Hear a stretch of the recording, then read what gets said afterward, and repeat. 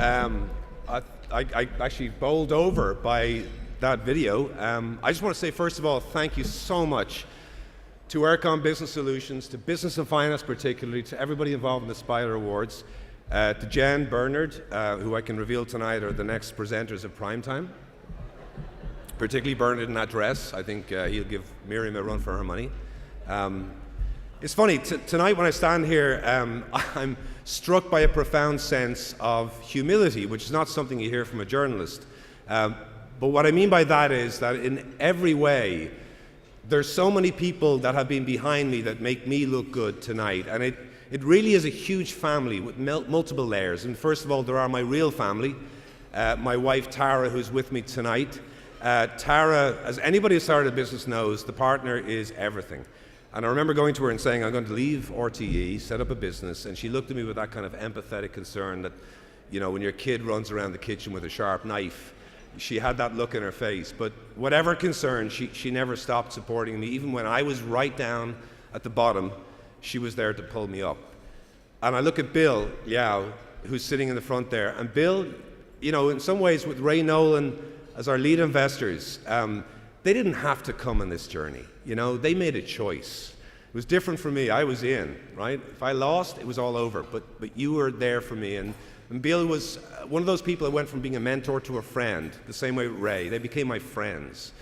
I moved beyond that to the people who were my true friends before, who thought I was having a nervous breakdown. I remember someone saying to me, is this a midlife crisis? Why don't you just buy a Harley, right? Not to go off and get a business. But they stuck with me. And one important thing is halfway through this event tonight, 5 years ago, I would have told you it was a myth that Ireland had a digital media sector that could really compete with the world. I really truly believed that at the time. Not now. Not now. There's digital media companies in this room where once it was an exception, you had the chance to take on the world. Now it is potentially the rule. So this is a moment we should mark, an inflection point for our sector, but our country as well.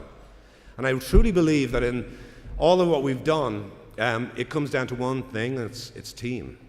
Table 23, Storyful, my team, the wind beneath my wing, Shane Creevy. I want to say to you right now that you guys, these are young journalists who are literally on every platform, on every broadcaster across the world. I was in Prague last week watching CNN broadcast a piece of video that had Storyful on the top. Table 23 are the people who do that. Storyful.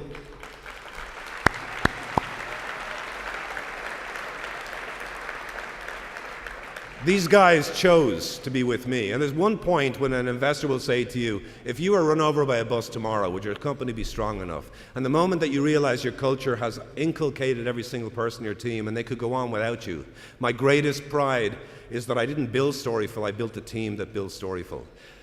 And before I end, before I start talking about my dog Lily, Yahweh, God, Allah, I would just emphasize one important point.